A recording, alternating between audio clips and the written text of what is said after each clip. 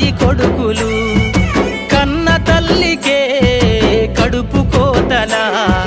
కాల్చి చంపినారా బంధుమూకలు నిను గన్న తల్లి ఆడదన్న మాట మరిసినవు మరిచి నేడు మానవత్వమిట్ల చంపినవు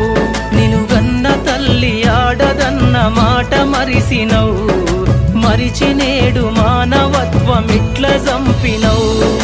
పుడమి తల్లిరా పురుడోస జన్మరా